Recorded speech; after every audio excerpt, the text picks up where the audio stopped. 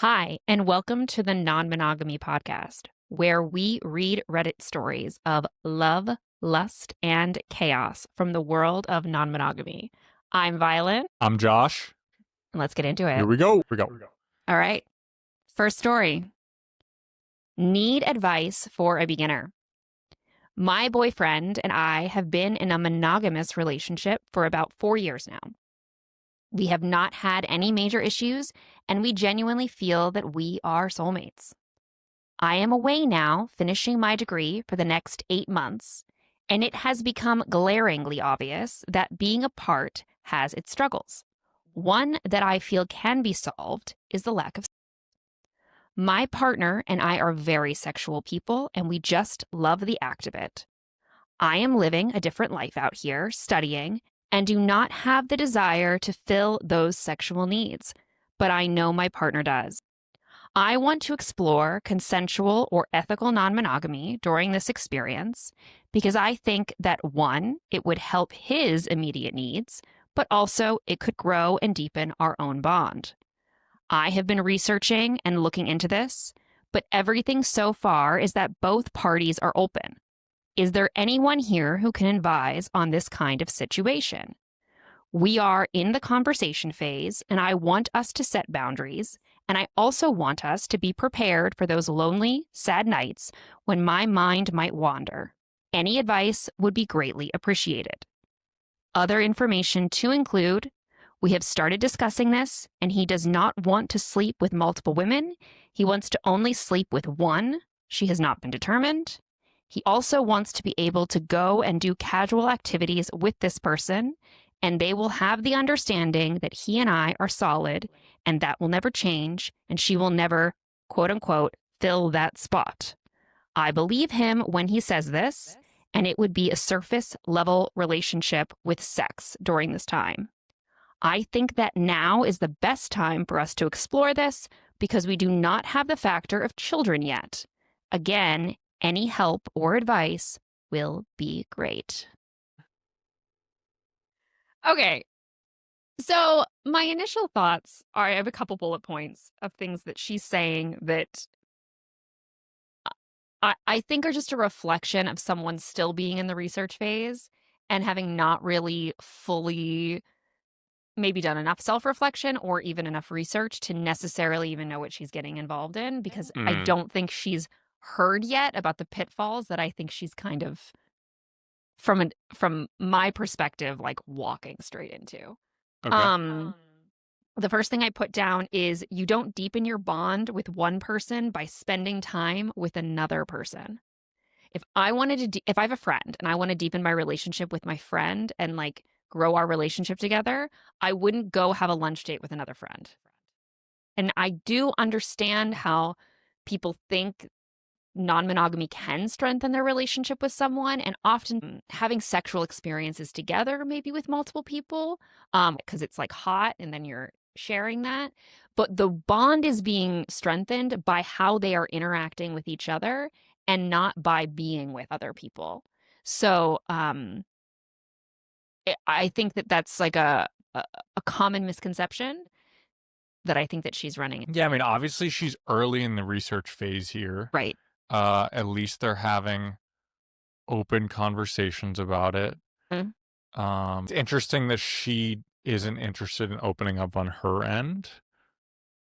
I mean, that hasn't been elaborated on much. So the idea also that he would only date one person and not develop deeper feelings, and it would just a surface relationship while they're also going out and doing activities together, is unrealistic. Yeah, I mean, that sounds like monogamous dating. Yeah, they're going to develop feelings for each other. And also the idea that he would only sleep with one person is still kind of unrealistic, because the idea that he would just download Bumble or Tinder or Field or whatever, and then he would immediately on the first date, first hookup, this be the person that he's going to hang out with for the next 8 months is just also not realistic. Even if it is realistic, that's probably actually not a very good idea. Because it's one thing if you're in a relationship, let's say in person in the same place, and you have one other person that you have fun with, mess around with. Yeah. But it's another thing if your primary partner is not there, which means you're just monogamously dating one. You're monogamously, sexually or physically dating one person.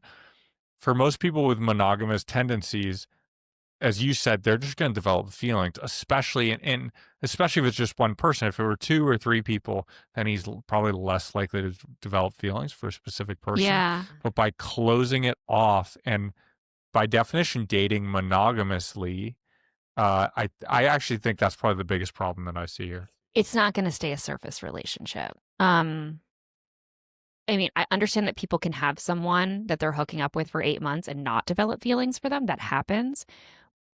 You just can't control. That's just not something we have control over. The one-sided thing I think is just dangerous. I think she should be allowed. I would encourage this couple to be allowed to hook up with multiple people, even if she doesn't. Yeah, because I don't know why. I guess if they were here, I'd be curious to say why. Like, why? Why are you granting this to him and you're not something you're even considering for yourself? Right. And I understand her being like, I don't need it, but it's not really about needing it. It's about like you also having the freedom to do that. Sure. And then the final thought I had is her language that I would warn a lot of people if you're looking to open your relationship is she's saying that this would be a good experiment right now while we don't have kids. And I think that you're 4 years into a relationship. Why are we experimenting? Yeah. I think like you experiment again with like sex toys. You experiment with going to a sex party. You experiment, like there are other things you experiment with, adding other people, like him having essentially, as you described, like a monogamous relationship with another person isn't an experiment. It is a foundational uprooting and changing of your relationship. Yeah, it's risky. And you don't experiment with that. Or as like the same level of like getting a vibrator or. But we're involving people. Yeah, it gets, it immediately starts to get much more complicated than just experimenting. Agreed. That was a good one. All right. Story number 2. Title: Husband broke our condom rule in our open marriage and only told me by accident when trying to manage another woman's emotions.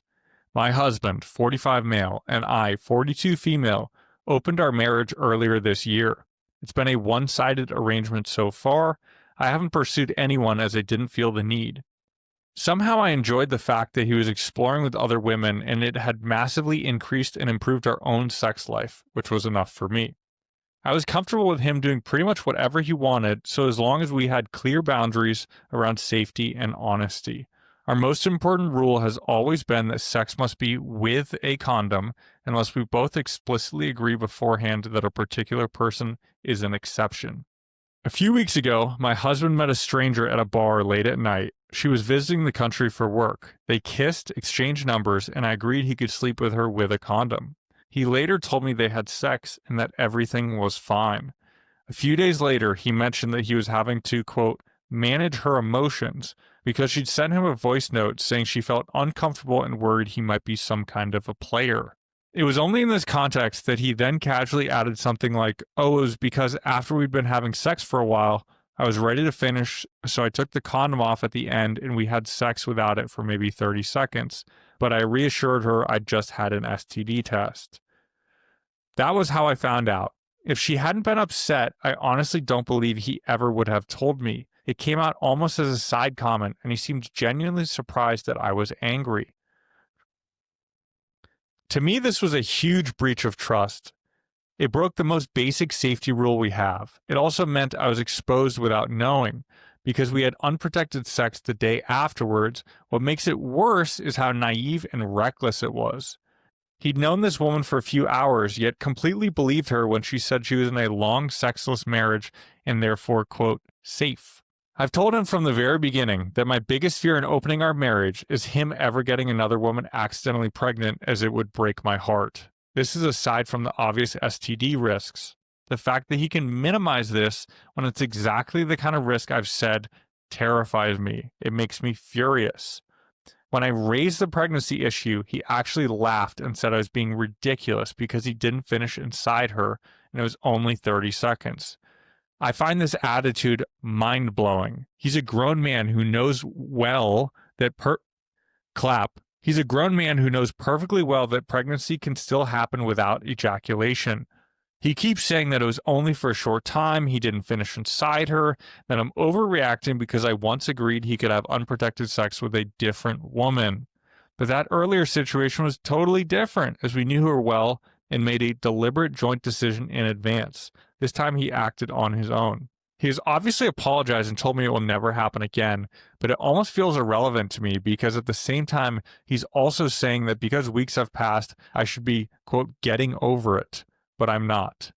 The more time goes by, the angrier I feel. I keep thinking about how easily he risked my safety and then brushed it off, and how he still can't seem to understand why it feels like such a deep betrayal.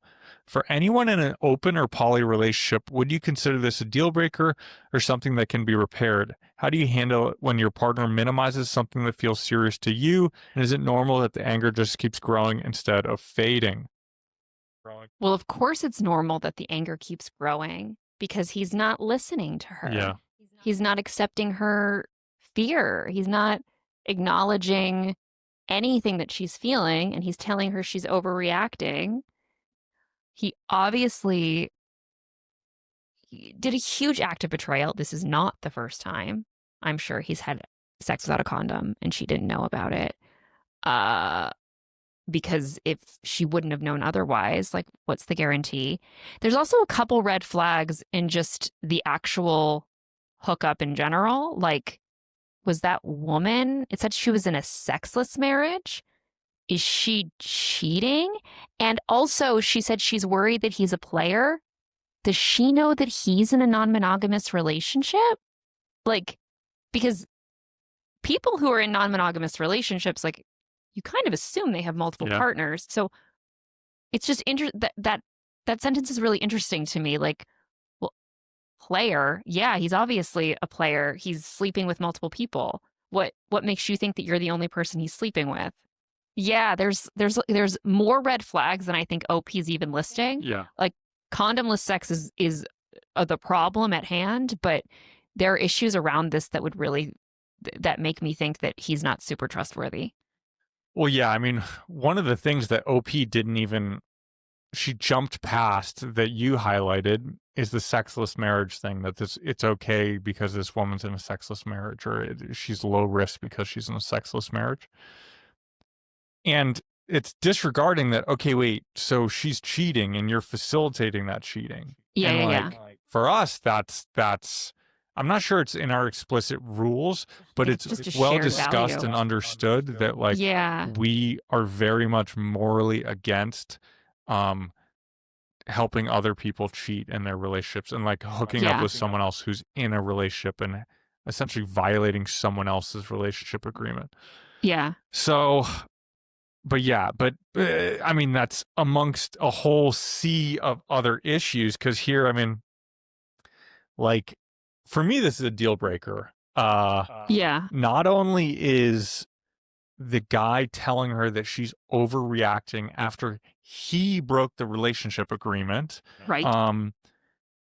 He's also just, like, not responding to her fears and needs, which seem very valid.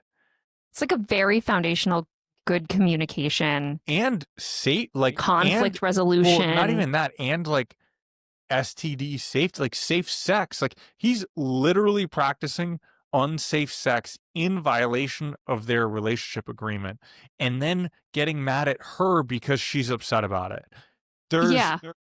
And not to mention what I already said, which is that he's helping another woman cheat.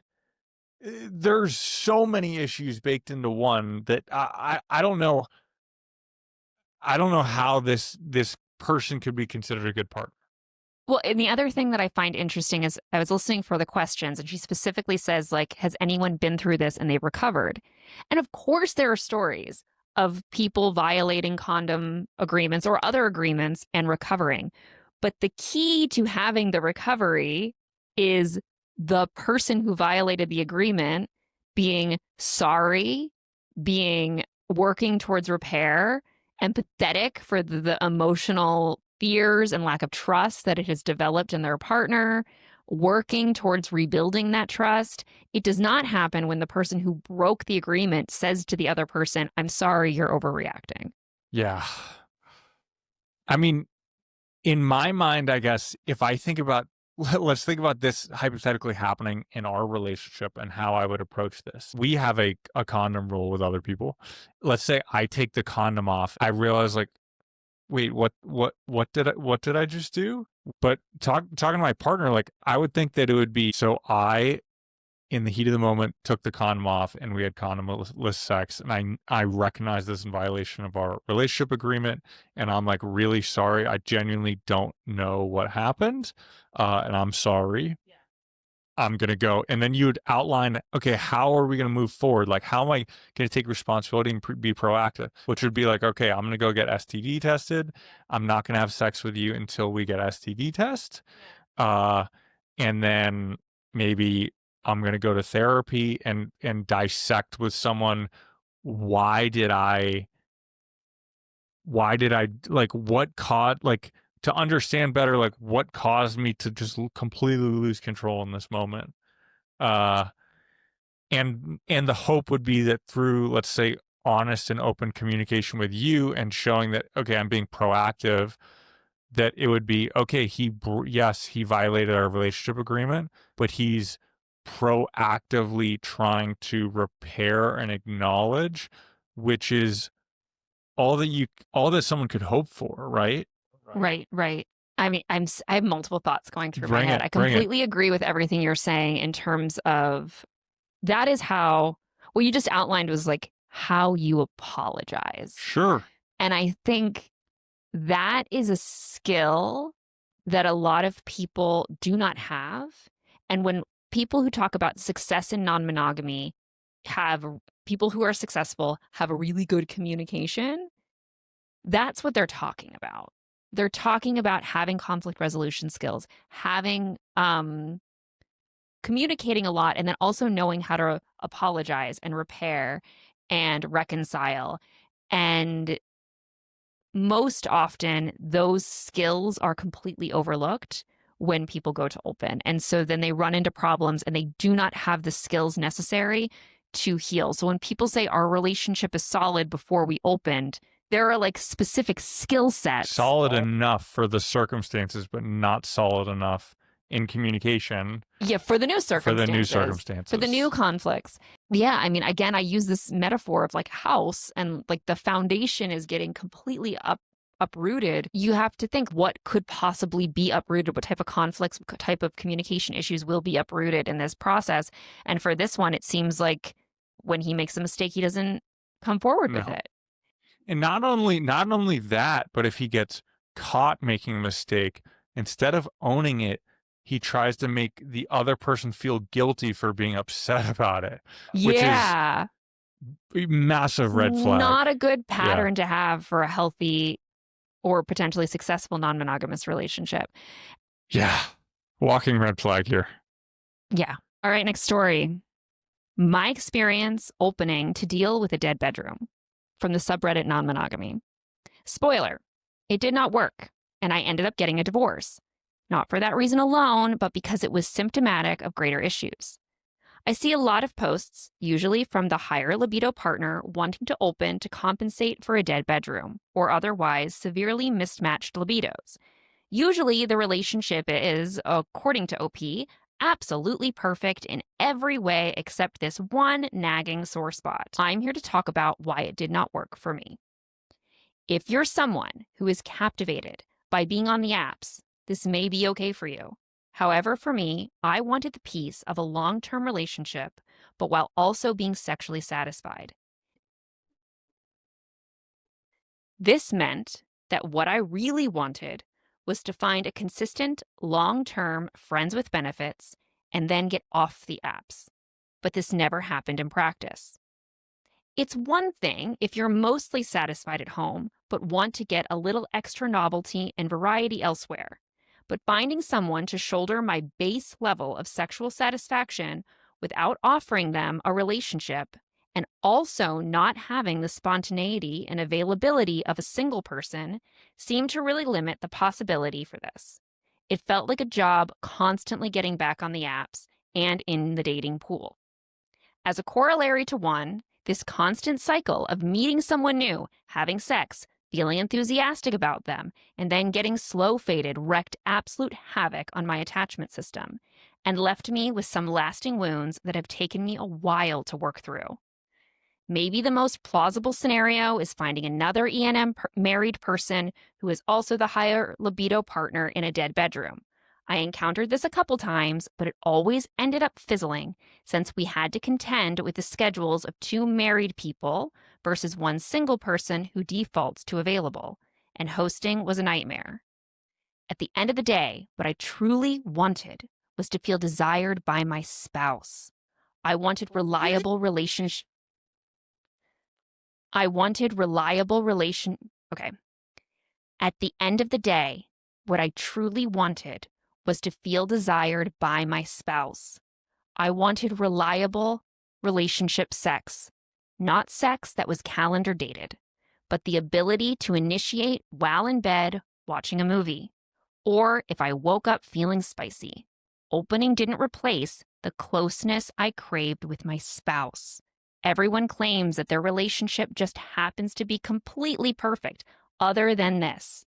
I'm going to suggest that it's possibly the canary in the coal mine. If your partner does not care about your needs and does not want to work on this at all, if they refuse to try sex therapy or schedule dates or other things that married people do to spice things up, there might be more of an underlying problem. Yeah, I agree. I mean, she's talking about the issue for her is that opening up isn't fixing the problems that she's having in her core relationship. And this is something we've talked about where for us, we only want to be actively dating other people when our foundation with each other is solid. So for us, it's about having non-monogamy on top of a solid foundation. And when we're in a shaky time, which does happen, is when we close off and when we focus on each other. And I think for a lot of the population, they think about it in reverse. Opening up is you open up when the foundation of your core relationship is shaky to try to replace the shakiness, whereas it really the foundation has to be solid. And she's describing that in what sounds like a long journey, which there's many things to unpack, but that's my first initial thought. Yeah, exactly. It's funny that you said she. I realized OP doesn't say their gender. I assumed it was a guy, but we don't actually know. I don't think OP actually tells us their gender, but that's interesting. But also, yeah, I think that non-monogamy is not a tool to fix a monogamous relationship. It is a relationship structure. And one of the things that I think is so key that OP points out is what is the intimacy that you're missing in your relationship? Like what they wanted intimacy with their partner and they weren't able to have intimacy with their partner. And so they looked for intimacy with someone else. Yep. And that doesn't fix your intimacy problems. I agree. And I think one other side point to this is that I think as she's described her dating journey non-monogamously and the devastation of people sort of slow fading her, which was, I think, her words, of where she connects, she goes on a good date, they hook up, and then it fades off. From what it sounds like to me as I hear this situation is that she's not like, this is sales terminology, she's not qualifying people optimally, where a lot of people are slow fading probably because this isn't what they want, as opposed to her dating profile says, I'm in a non-monogamous relationship, I'm looking for this, blah, blah, blah. And going on fewer dates and going on higher aligned dates. Like it sounds to me like she's going on a lot of dates and connecting with a lot of people where there's misalignment. And that's maybe, but they said that yeah. But anyways, they also said that they did end up dating other married non-monogamous people who were the higher libido person. Like they did meet people who they were deeply aligned with each other. But I think another thing that he points out is that that a lot of these relationships, you hit it off really well and then it fades. You hit it off really well and it fades. That's also something I think a lot of people forget when they're in a relationship. This is kind of the rotation that a lot of single people are going through even. I experience this in non-monogamy all the time, where I go on a great date, then I go on a second great date, and then the third date just never happens, or the third date sucks, or you finally have sex and you're like, wah, wah. Like, yeah. It happens. Yeah. So, yeah. Agreed. All right. Next story. Non-monogamy. Title, son found my condoms. I'm not happy with how I handled it. Some background for you all. I'm married to my wife and we have 2 kids. I recently started seeing a new girl and we started having sex a couple days ago. One of our ground rules is that I have to use condoms with my play partners, and other rules that we keep our kids from knowing about our lifestyle. I was riding with my kids and my oldest son, 13 male, opened the glove box and found some condoms in there. I completely forgot that they were even in there, and he asked me, why do you have condoms in your glove box? I kind of freaked out and told him it was none of his business. We tried to move on to other topics. Excuse me. This is the first time he got a glimpse of the E&M lifestyle we are hiding from our kids. I will talk to my wife, but what can I do now? I don't think we want to let them know yet. And then update. My son went to his mom yesterday while I was not home and told her about the condoms he found. He told my wife, Mom, I found condoms in Dad's truck. My wife just smiled at him and told him that she knows, and your dad was just embarrassed and he forgot the condoms there. She added, don't worry, we're just trying some new things, and he immediately turned red and started screaming, TMI, TMI. I was planning to talk to him along with my wife, but he approached her when I was not home. But I think we can talk to him again, and we will let him know about non-monogamy. We always demand absolute honesty from our kids, and I think we should also reciprocate that. We will let him know soon about our E&M lifestyle in an age-appropriate way. Like some of you warned, he thought I was cheating on his mom. I'm very proud of him that he opened up to her. I mean, there's so many. I mean, it's good this one worked out, right? One of the things that I've thought about with us and kids is raising our child in a household where sex positivity is so strong that they would not be surprised if we are non-monogamous.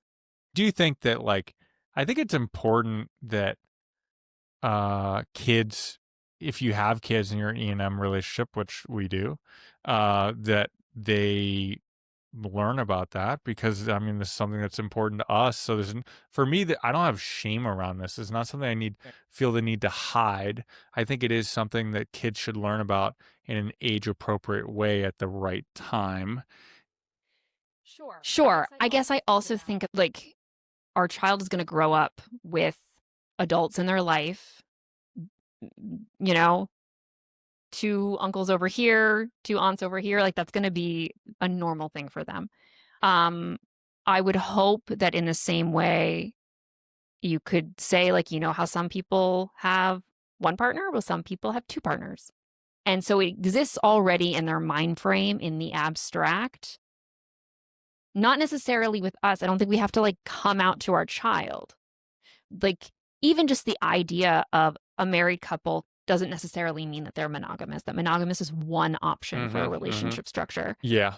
But I guess it comes back to age. I mean, for them, it sounds like they deliberately hid all of this from their kids. Yeah, which and that I don't love.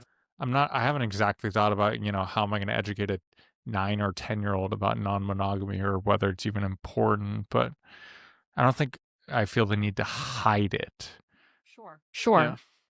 I mean, I have a friend who's monogamous, but she has a good friend that is polyamorous, and all 3 partners live together. They're not I don't think they're a triad. I don't know anything about that relationship, but their child is friends with one of the kids that lives in that house. And so it just kind of, she talks about how it was like just a simple conversation. She's like, yeah, your dad and I are just together and they're different. I think that's different though, because I think with poly, with like relationships, before kids know about sex, they understand relationships, right? And in non-monogamy, at least in our form of non-monogamy, which is more sex-based than relationship-based, sure, our kids aren't going to be meeting these people. It's more abstract as far as like the only knowledge that they're going to have is that at some point is that our parents are having sex with other people. And like, if we talk about relationships, we talk about, what are gay people, monogamy, non-monogamy. Like you could talk about it in the general, in the general, but I think it would be less pertinent. I don't think our kids need to know that have multiple partners until it becomes pertinent. I guess I think that when the conversation for them to discover that we have multiple partners, I would hope that there's already a foundation to understand that monogamy is not default. And then that would then lead to it not being shocking or surprising. All right, ready for the next one? All right. This is called Newly Ethically Monogamous from the subreddit Ethical Non-Monogamy. Hey, everyone. So I just wanted to post here and get some opinions. My boyfriend and I have recently opened our relationship and we have some ground rules set in place. I am happy with our arrangement. He recently just started talking to a woman. I have no issues with this, but I feel like my insecurity is getting the best of me, and I keep thinking things like, what if he leaves me? What if he falls in love? None of that is part of our arrangement, but things happen. I am bisexual. So is he, but he only wants to sleep with women, and I'm only allowed to sleep with women. He says absolutely no men for either one of us, but I honestly am feeling like this is sort of unfair. He says he doesn't want to have to worry about me sleeping with other men and potentially falling for them. Unlikely to happen, as I prefer women generally, but I also like to have options. Should I talk to him? I know he will most likely get upset and abandon the entire open aspect of our relationship if I bring up sleeping with another man. I'm a big believer in equality. So if you're telling me that the relationship's open, he's allowed to have heterosexual relationships. Yeah, I guess. I mean, he's bisexual, but got it. But he's allowed to sleep with the opposite sex. And she's not. Yeah. That strikes me as odd. That's things that sticks out to me. I mean, I would understand. It's a little bit odd because they're both bisexual, but they're both bisexual. I guess for me, fair would be equality, the same, which would probably be, I guess, both being heterosexual, which maybe is okay with her.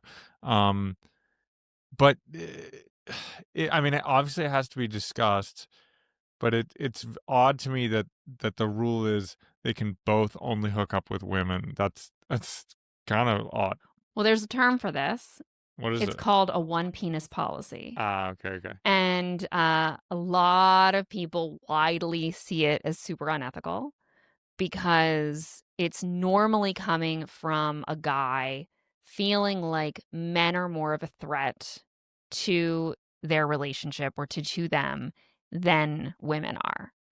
And so it's interesting that, I don't know why he would see him hooking up with other women not being a threat to their relationship, but it's very much about like, I don't feel comfortable with the idea of you sleeping with another man. I'm not threatened by other women. And he even says, I'm worried that you'll develop feelings for a man. And my immediate notes when I was reading it, I was like, so women don't develop feelings for other women? Like, that's silly. Like, obviously, there's tons of long-term committed women in relationships with other women. So that would be a silly thing to think. And it just shows that there's like some type of like threat specifically about like another penis that is like the fear, and it's completely coming from him. It's not really based in reality at all. Well, yeah, I mean, it's based on that, it sounds like it's likely projection. And that he, maybe from his own perspective, he's like, I wouldn't fall for another guy, but I might fall for another woman. So because of that insecurity, I'm afraid of the reverse for her. Right. So let me just keep this closed. And then I don't really have to be jealous. I don't have to examine my own feelings.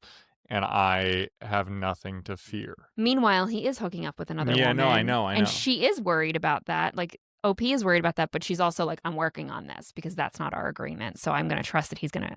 So she's doing the work to like examine herself, and he's not doing the work in his side to examine it. And the thing that I think in general that I think anyone who wants to open a relationship or be in an open relationship needs to consider is she doesn't feel like she can bring this up to him because he'll just shut down the entire idea of being open.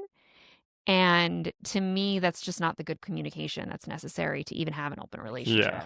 I mean, if you can't have open and honest conversations about things, not only is not great for non-monogamy, it's not necessarily great for a relationship in general. I think, as we've maybe discussed, I think it's just that non-monogamy, because there's in many ways increasing complexity compared to monogamy, it requires a higher level, or like higher level sounds superior. It requires better communication because there's just more jealousy and there's more complications and more people to navigate, more to talk about. Yeah. And so if you can't have open and honest conversations, it's not going to survive. And if you're not someone who's personally able to express your feelings and have open and honest conversations, it's going to be difficult for your partner in a non-monogamous relationship as well. Right. Yeah. Okay, great. I'm ready for the next one. Next story from the subreddit Jordan Peterson. Oh my. Title: I realized today, ethical non-monogamy is only for people too damaged to commit to one person. I've never met someone engaging in ethical non-monogamy without a moderate to serious mental health condition, serious anxiety, depression, OCD, ADHD, etc. This might seem obvious to others, but keen to hear if anyone knows anyone vaguely mentally stable who engages in ENM. Now, before I read the comments here, I just want to highlight that I love that he called ADHD a serious mental health condition. I was actually thinking that too. Anyway, well, I guess also because we both have ADHD. Yeah, it's that's just an interesting side note because I'm not sure it's considered a serious mental health condition. It's considered like it makes you, I don't know if it makes you neurodivergent. It makes you a bit different mentally in how you process information and view things. But it's definitely like, I guess when I hear like what the phrase like major mental health issue, I think of things that like affect people's like daily anxiety, depression, OCD, all I can get on board with those. Sure, like things that... ADHD. Yeah. It's more of, I feel like a learning focus processing. Yeah. Anyway, funny side point. Top comment. My impression of ethical non-monogamy is that it is an exercise in special pleading because it's damn near impossible to pull off in practice. Why? Number one, both people in the relationship would have to be equally committed to each other, yet still equally feel a desire for extramarital affairs. The sexual market value and sexual power dynamics within the relationship would have to be almost perfectly balanced. Otherwise, the one person with more leverage/options takes advantage. Even if the other person is cool with it, that's a major destabilizing factor. I want to pause and discuss each point because there's a bunch of points. We have to. That is such a monogamous way of thinking. This is the thing. Non-monogamy is a completely different relationship structure. And he's saying things like market value and leverage and all these words and languages that, I mean, the idea that anyone has leverage over the other person is like not a good foundation for non-monogamy or monogamy. Like that's just not a good foundation. It also sees people as like objects and something you can commodify, which again, I think a lot of monogamous people get away with having this in their relationship and the relationship continuing by objectifying their partners, where in non-monogamy, those relationships blow up because it's very much coming from a place of like, I am free to do what I want to do. So the moment it comes to surface that you objectify your partner and see them as an object or someone with leverage over you, your relationship isn't going to survive. I think, we have times in our relationship where one of us is seeing more people or dating and the other person's not dating. And like, it's not about like, oh no, he's going to leave me now because he's dating other people, because we're non-monogamous.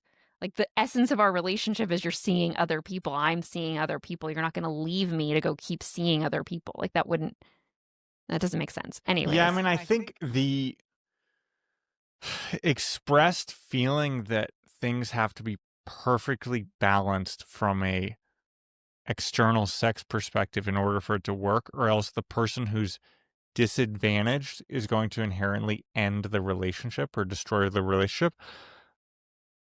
I'm trying to think where that stems from. I mean, it sounds very transactional and very like you want to operate the relationship on autopilot without self-reflection.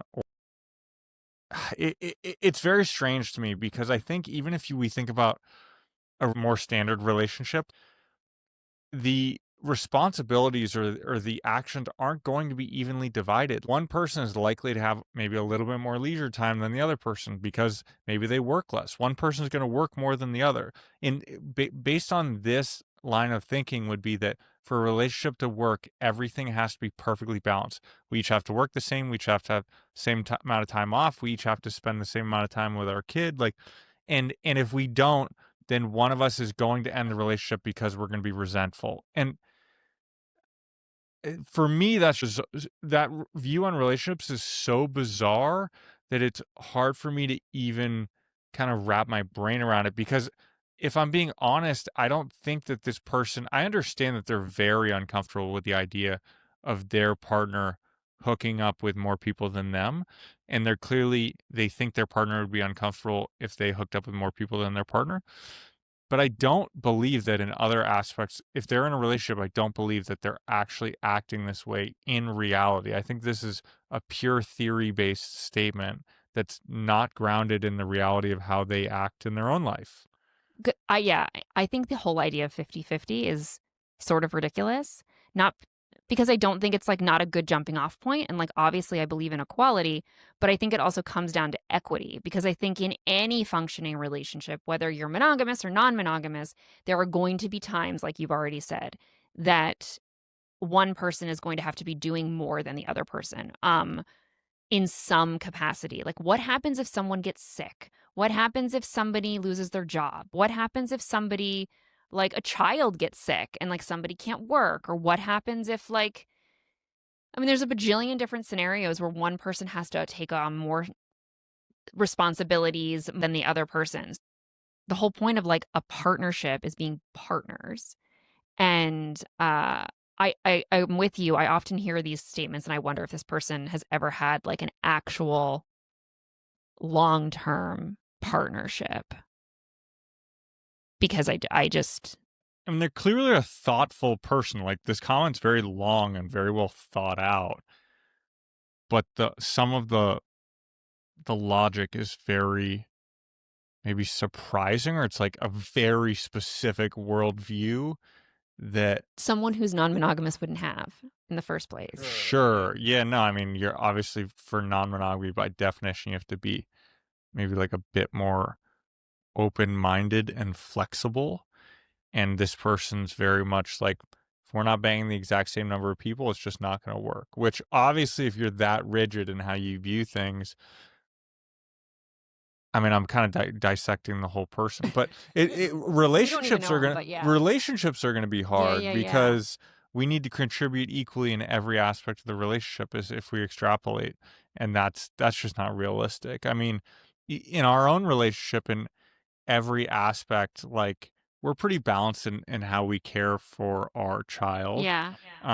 We're balanced in many respects in our relationship and unbalanced in other ways. Right. And that's just the reality of being human beings in a relationship. And we make it work. Yeah. And if there's an issue, we talk through it. And yeah, I think that's going to be very similar to people in monogamous relationships Yeah. of like, you figure out what works for you guys, and maybe one person's working more. Oftentimes one person's working more, one person's taking care of the kid more. There's imbalances. Yeah. But there are agreed imbalances, and that's life.